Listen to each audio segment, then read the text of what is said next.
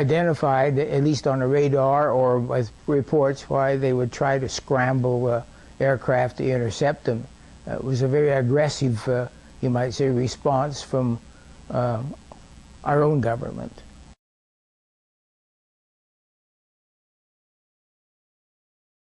Then I was assigned to the Unified Pacific Command under Admiral Felt during the 60s, and I was the officer in charge of the alternate command post involved in nuclear weapon operation planning.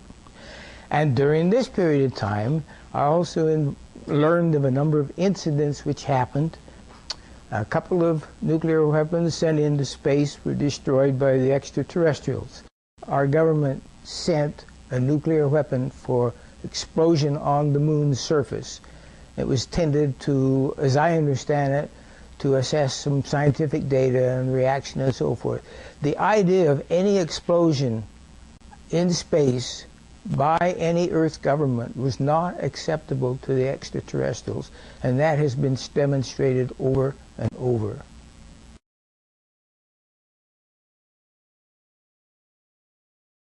And then further on, I finally retired from the Air Force and joined the Boeing Company, where I was assigned to the Minuteman program, where I was responsible for the configuration accounting of all the nuclear fleet of Minuteman 1, 2, and 3. And during that period of time, I also learned about incidents involving nuclear weapons. For example, they actually photographed the UFO following the missile as it climbed into space and shining a beam on it, which neutralized the missile. And this was recorded. It was all hushed up, and they split up the team that observed it, but of course eventually the news came out, and it was later published and confirmed it. I was in charge of the communications center at 28th Air Division at Malmstrom Air Force Base, Montana. I was, again, the top secret control officer there. I dispatched all the nuclear launch authenticator to the SAC missile crews and whatnot, so I had a very good top secret background to go on. One night, or one day I should say, I happened to see a message that came through my communications center. There again, I cannot quote the date, where it came from, where it was going to, but I do recall reading it and saying that basically that a UFO was seen near missile silo numbers I can't recall, but it was hovering there, and it said that the crew going on duty and the crew coming off duty all saw the UFO just hovering in midair. It was a metallic circular object, and from what I understand, the missiles were all shut down. They were in the missile silos, and they were being, I don't know what SAC does as far as activating a missile is concerned, but it's basically on a standby mode, so it can be launched. But when they say it went down, it means that it went dead. And something turned those missiles off, and so they could not be put in a mode of launching.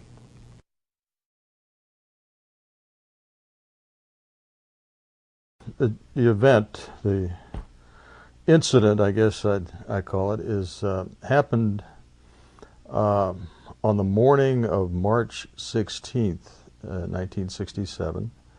As I recall, it was early in the morning, and I received a call from my topside security guard, and he said that he and some of the guards had been observing some strange lights flying around the site.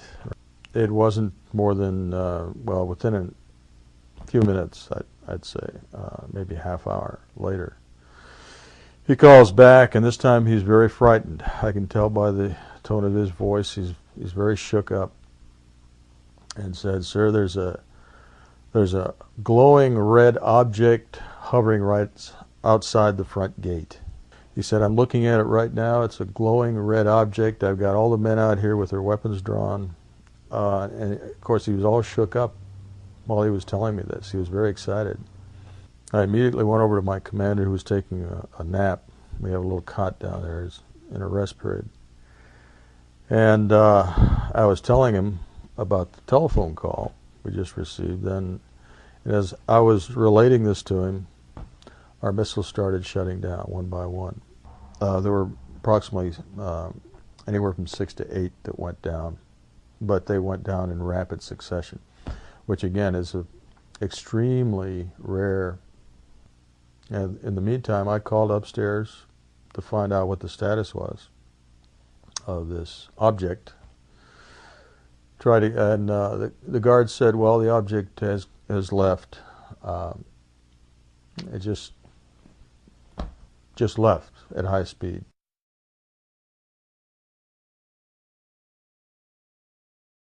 Echo Flight is another squadron about, I'd say, 50, 60 miles away from our location. But they had the same sort of thing happen. They had UFOs that were hovering not the launch control facility, but the actual launch facilities where the missiles are actually located. They had some maintenance and security people out there at the time, and they were observed. The UFOs were observed by these people out at those sites. Now, they lost all 10 of their weapons. So that morning, we lost anywhere from 16 to 18 ICBMs. At the same time, UFOs were in the area and were observed by airmen.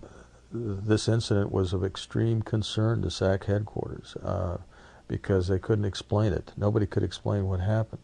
There is another incident that happened just within a week of this, week after, where there were radar reports and quite a few more witnesses.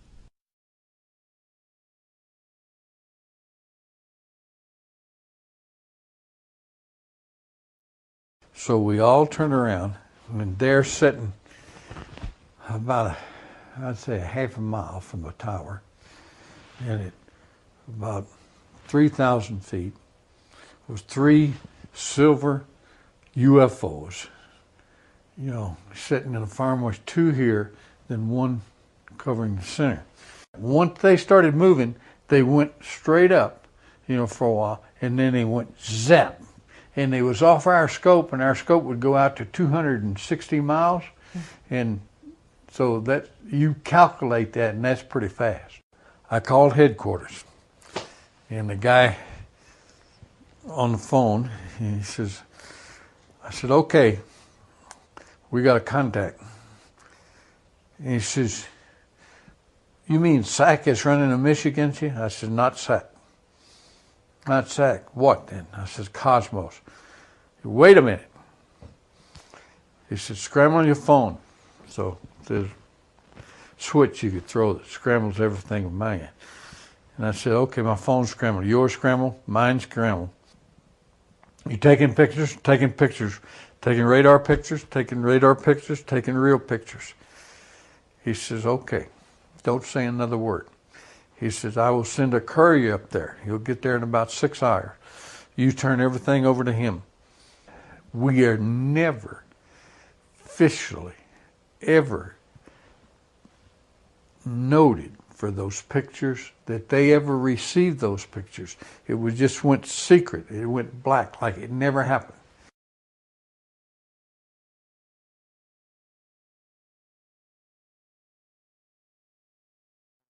I was on mid-watch during my second med cruise, and it was about sometime between midnight and 2 o'clock, and I had a contact come on the radar scope. I knew the difference between surface search radar and air search radar. There's differences in polarity of the radio signal and things like this, and how the waves come back, all the stealth kind of stuff, active and passive electronic countermeasures.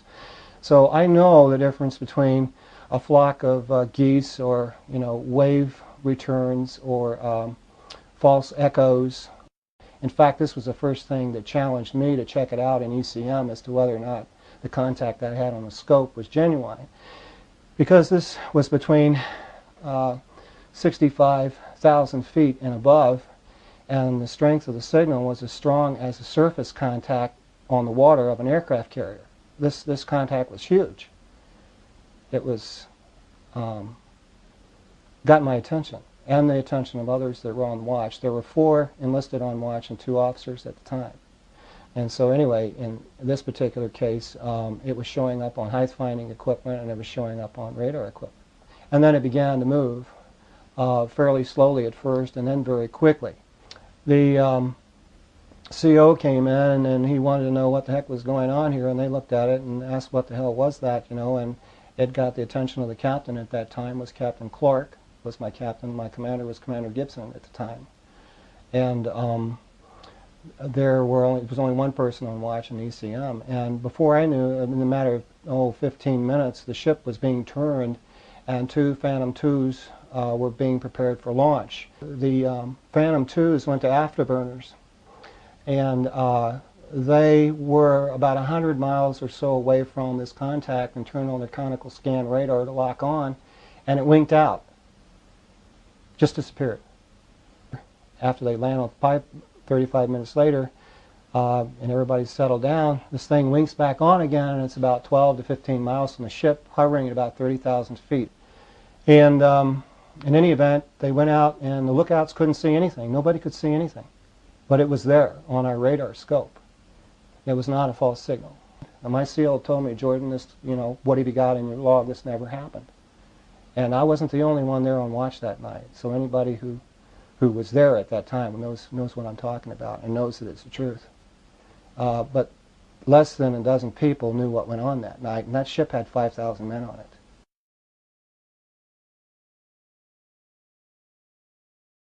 There were documents that I have seen that refer to the Roosevelt having several instances of UFO flyovers, and particularly after they took on board nuclear weapons.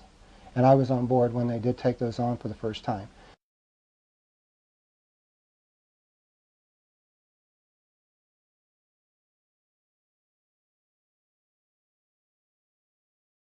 I was granted, after a 6-month wait, a top secret special compartmented intelligence clearance with a zebra stripe identification badge, which permitted access to all facilities on the base at all times.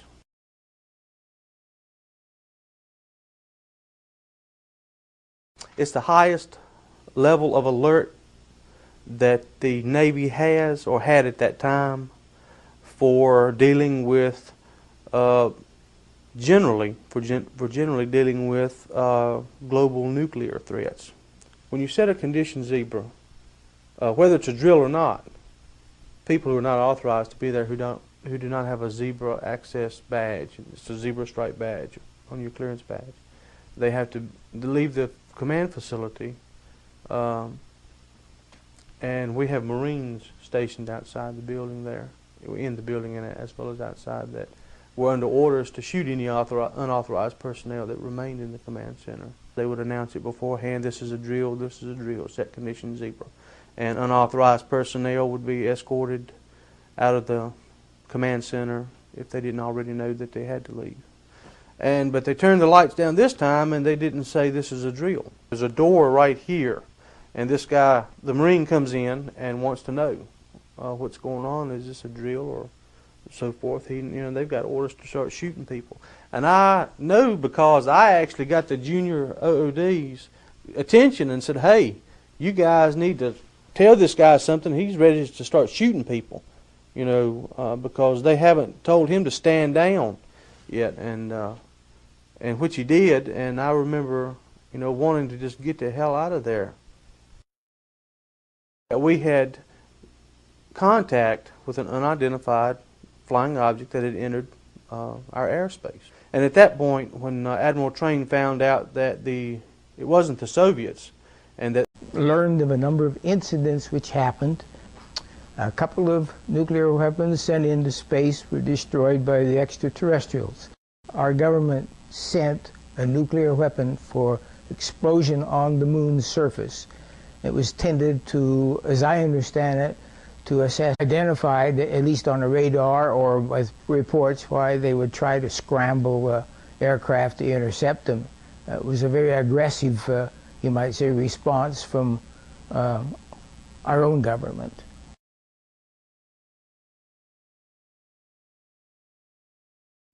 Then I was assigned to the Unified Pacific Command under Admiral Felt during the 60s, and I was the officer in charge of the alternate command post involved in nuclear weapon operation planning.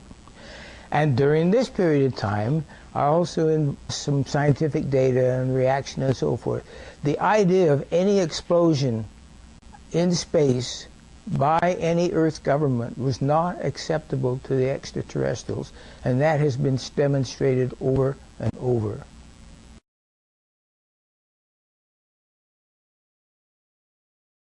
And then further on, I finally retired from the Air Force and joined the Boeing Company, where I was assigned to the Minuteman program, where I was responsible for the configuration accounting of all the nuclear fleet of Minuteman 1, 2, and 3.